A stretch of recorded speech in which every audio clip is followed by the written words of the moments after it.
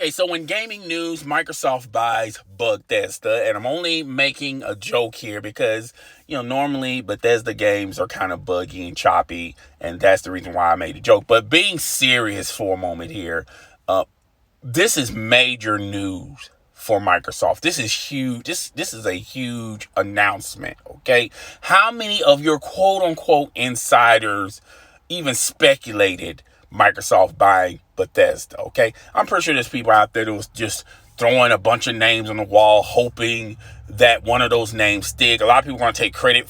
I know a lot of people on YouTube are going to take a lot of credit for this. Oh, so I knew this. I knew Microsoft was going to buy Bethesda. But yeah, you also said EA. You also said Activision. You also said Bungie. You said a lot of successful studios. Okay, but let's talk about the deal at hand. Okay, $7.5 billion is nothing to sneeze at. All right, now this acquisition and the running theme joke that a lot of fanatics would use against Microsoft is Microsoft has no games. Microsoft has no games. Okay.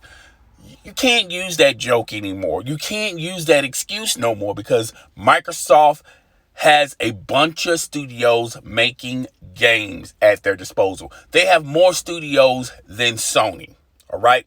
Now, I've been hearing a lot of people on social media on both sides of the fence, mainly Sony fanatics and Microsoft fanatics. Sony fanatics saying, oh, it's doom and gloom. This is the end of Sony. Sony needs to hurry up and acquire something, all right? And then you hear the boys over there at Microsoft, the fanatics over there, going, oh, well, this puts us on the number one spot, and this puts heat and applies pressure to Sony, all right? We're clearly going to win this generation.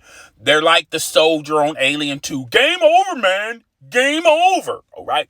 Now, I'm about to cool all that out. Okay. So what did Phil Spencer and Matt Booty has been saying ever since the introduction of Game Pass? Okay.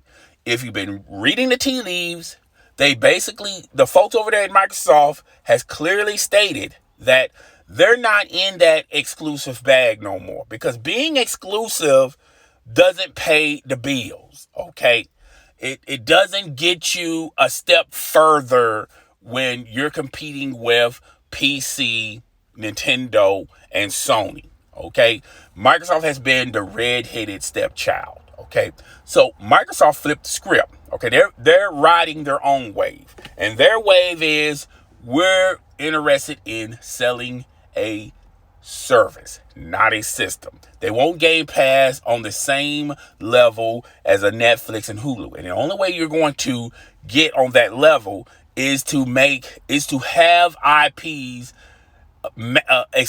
successful IPs on your platform. All right. They already talked about how EA Play is going to be incorporated in Game Pass, okay? They're not going to own EA, but now they'll be able to have a lot of EA's games on Game Pass, okay? And that's also great news for Game Pass. And now you're going to have Bethesda. You bought Bethesda out. Now a lot of these games are going to be day and date. They're going to come out on the retail stores. They're going to come out on their own stores. And then you can just buy the service Game Pass and you can just play all these games without buying these games individually. Okay. $7.5 billion is a lot of money, folks, to just say, yes, they're going to be exclusive. All these IPs are going to be exclusive. The only way you're going to be able to play these exclusives is to buy either an Xbox or a PC. You won't be able to play these games on the Nintendo Switch or the PlayStation console, okay? Now, let's read some more articles, all right? So, Bethesda already has a deal in place where they're obligated to make exclusive content for Sony. And this is a 3-year deal. So this is 3 years into the PlayStation 5. And then after that, Microsoft has stated that they're going to do it on a case-by-case basis when they talk about their game, whether or not this game is going to be exclusive or not exclusive. I just told you guys earlier, Microsoft is out of that exclusive bag. Okay, they're no longer into that. Now, when you pay $7.5 billion, you're not going to make all of that, you're not going to make that acquisition only exclusive to one base, to one consumer base. It goes against the grain of what you said in the beginning. You want to tap into the billion gamer market. Isn't that what Microsoft said a couple of years ago? That's why Halo, Gears, and Forza are no longer exclusives, okay? You can play those games on PC, tablet, smartphone.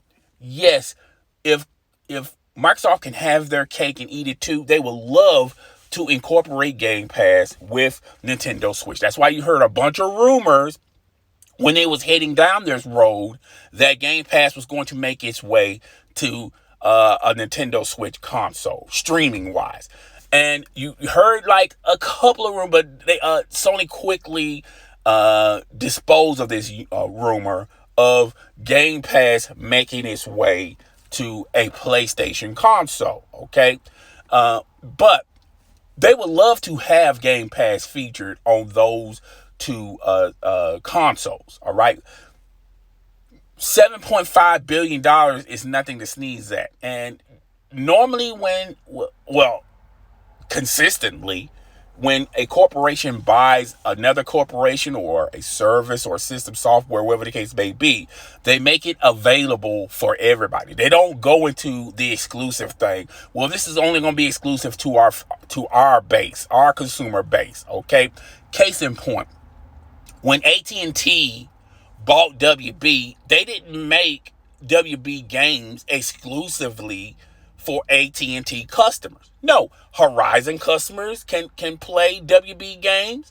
Verizon, Horizon, Boost Mobile, all of these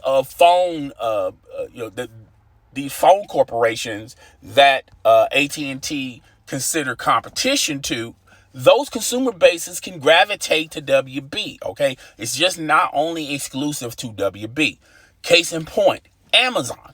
When Amazon bought Twitch was not just available for Amazon customers, okay? Other consumers that utilize other online services can also make a Twitch account, okay? So this notion that when you spend this much money and you're going to put all your eggs in a basket of making this exclusive, this is not even an argument.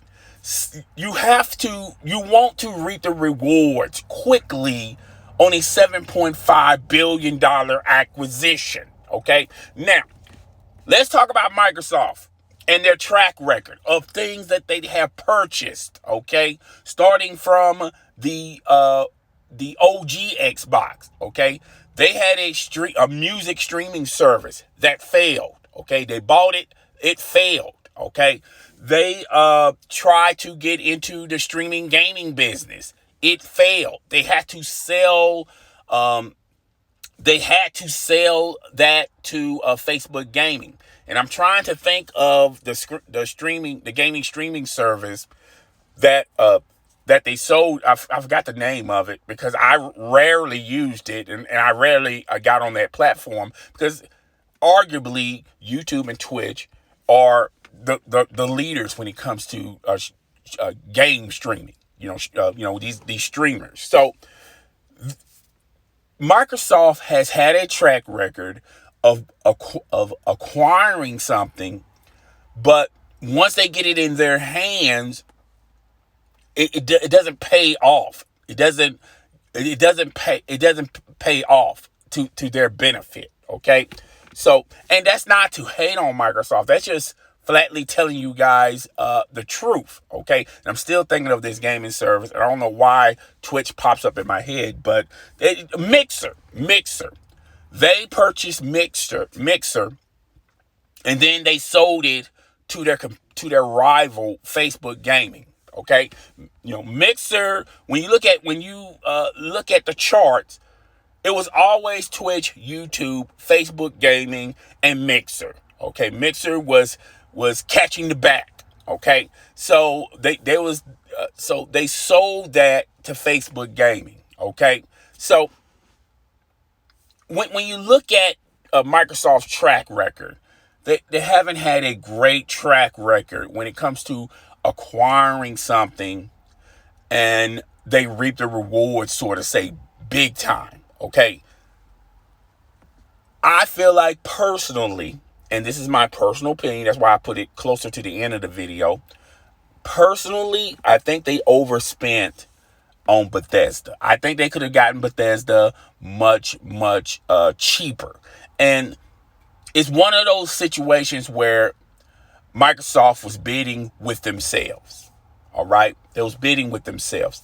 Sony would love to have Bethesda, but not at $7.5 billion. All right? And I feel like they was, pretty much bidding with themselves. All right?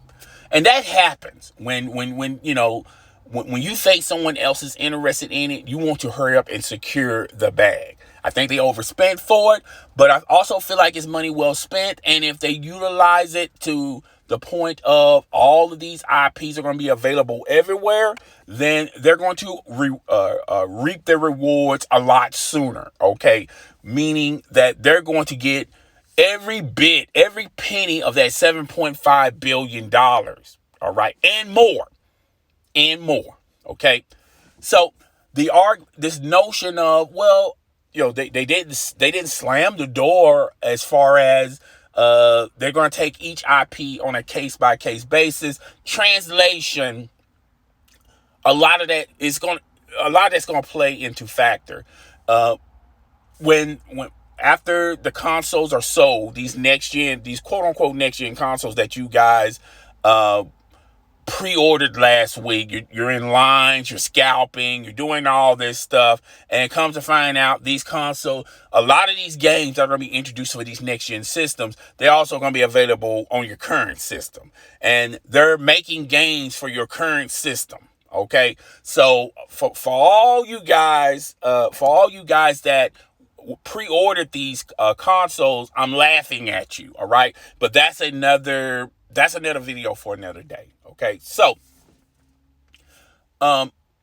it all is, if Sony, if this is the usual suspect, okay, if Sony continues to maintain their dominance as far as selling consoles when it comes to Nintendo, there's not going to be a successor for the Nintendo Switch anytime soon. I feel like the PlayStation 5, when it's all said and done, and they count the pre-order reports, and if Sony wins on that level, there's more PlayStation 5s pre-ordered than the Xbox One, and from there on, when it comes to other people acquiring this console, and the demand is more higher for the PlayStation 5 than the series, then Microsoft's going to have to look at themselves and say, look, there's more PlayStations than series consoles, Microsoft's Xbox Series, okay? More console gamers are gravitating to PlayStation than the Xbox Series.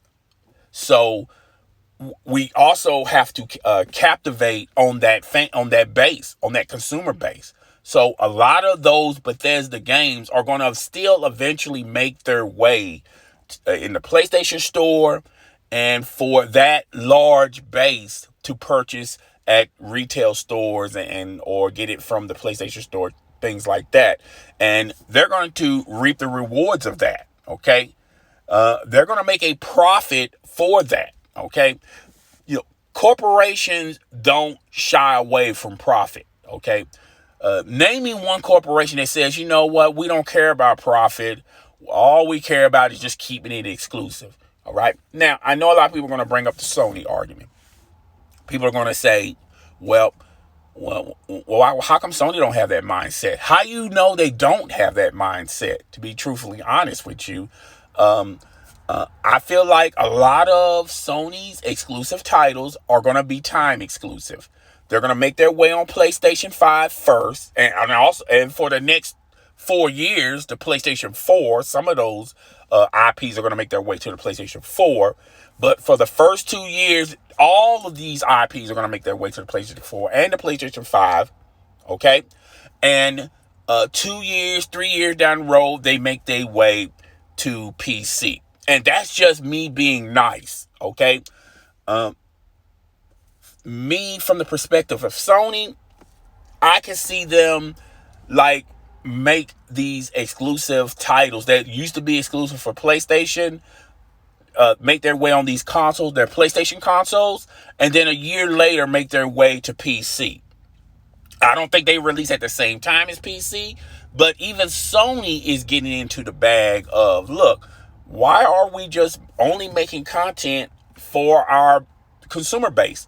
Let's also make sure our content is available for other gamers, PC gamers, okay? Even Microsoft gamers, okay? MLB The Show is a multi-plat, okay?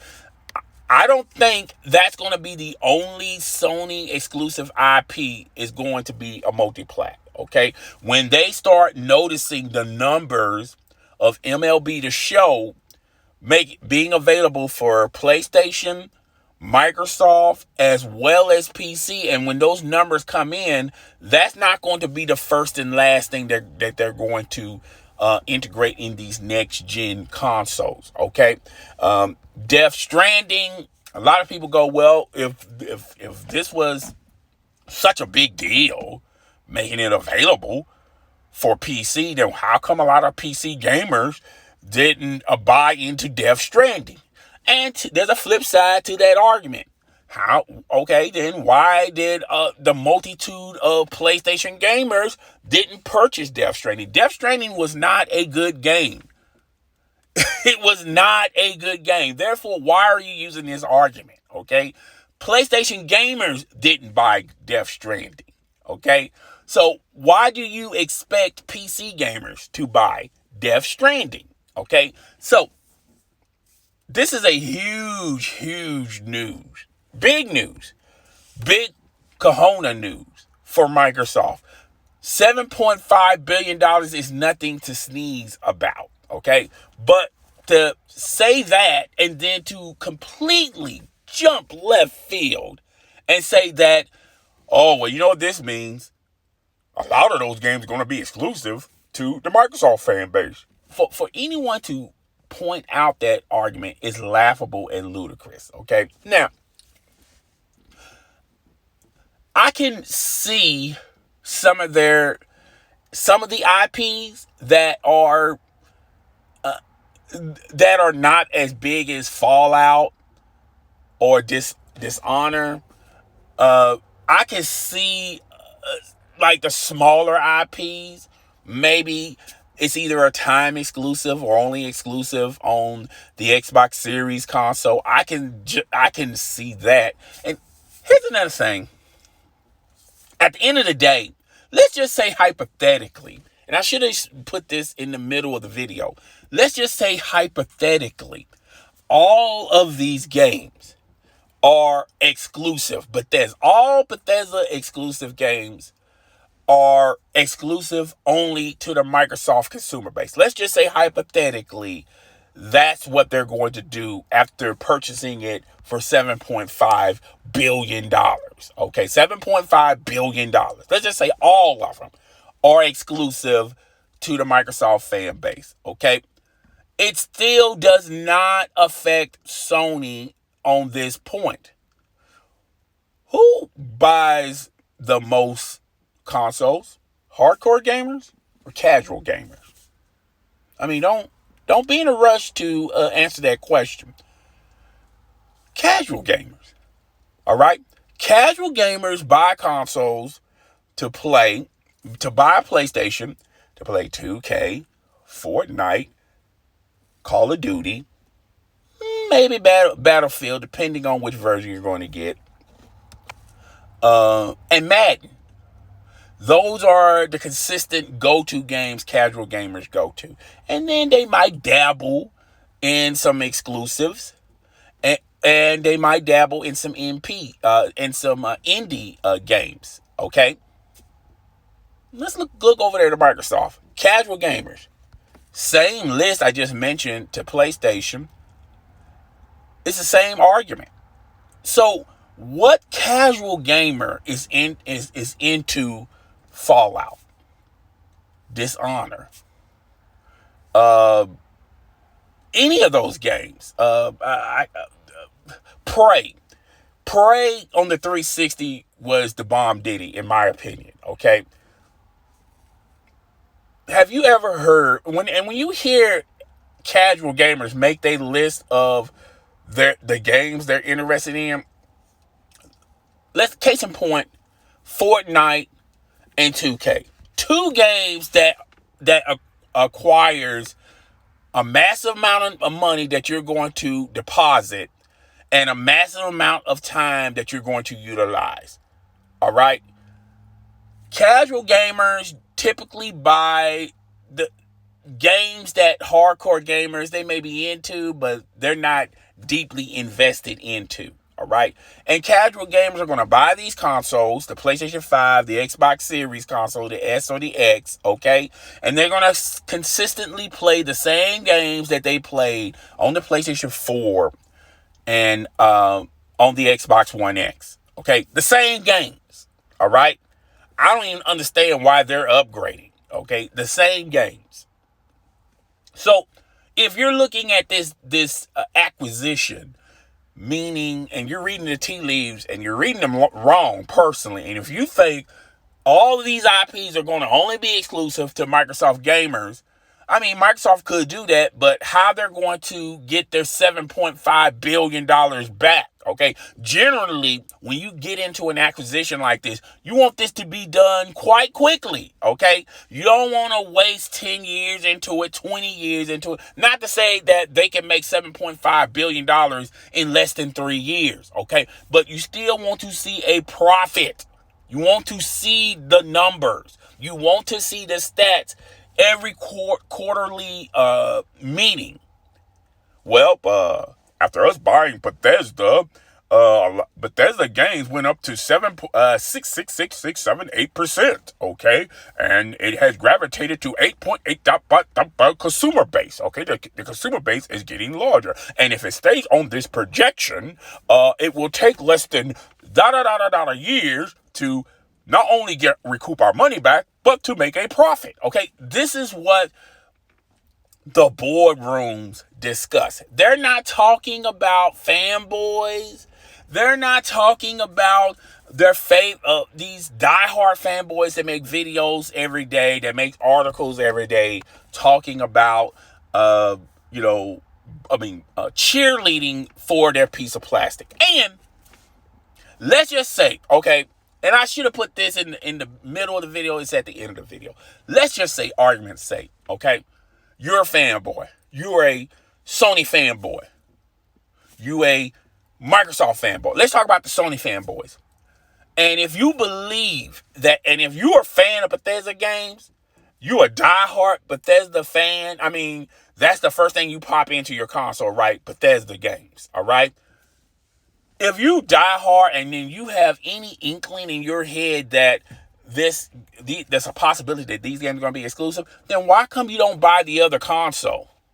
You can purchase a PlayStation 5 and an Xbox Series S or an X, right?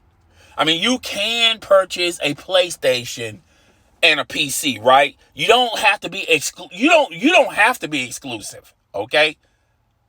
Leave that to the corporations, all right? Let them decide if they want to be exclusive or not. But you don't have to be exclusive. You could buy both of those consoles. We're in 2020. So the argument of people saying, well, I only have enough money for one, okay, that doesn't hold water. When people are buying $1,000 phones, $200 shoes, $200 jeans, okay, have 3 or 4 cars, all right?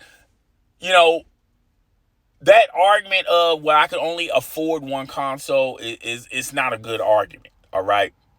So if you're a Sony fan, just buy an Xbox Series console, or just buy an Xbox One X or just buy an OG Xbox and enjoy that game. If that's if that game is to your liking, okay? I just don't think Bethesda, when you say that name, okay, Doom, and I forgot about Doom. I feel like Doom is really their only IP, in my opinion, that I would, I feel like the majority of the consumer base will be interested in.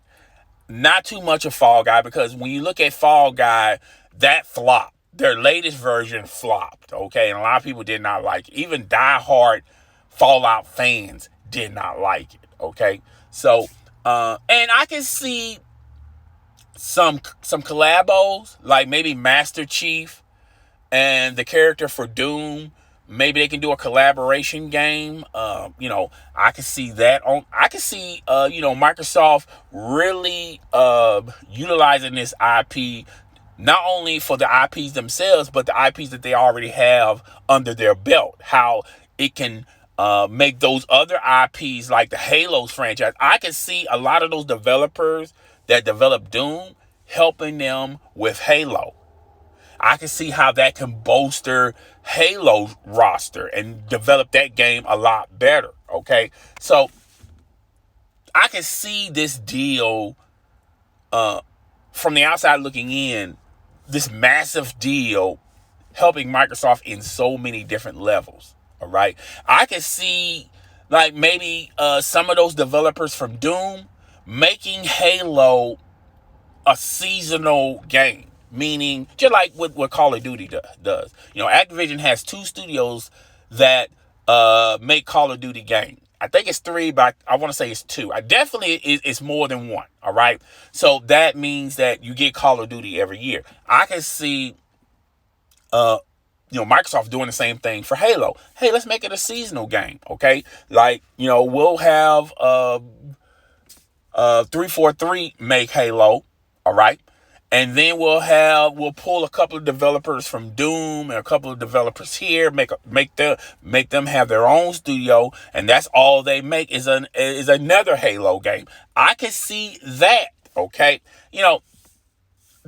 This acquisition exploits a lot of possibilities, in my opinion, okay? I'm sorry that the video went long, okay? But I was talking about the ins and outs of this deal, and I'm going to have it on both of my channels. I'm going to have it on my gaming channel. I'm also going to have it on my other channel, and we'll just go from there. But I apologize for talking about this extremely long. I'm out of here.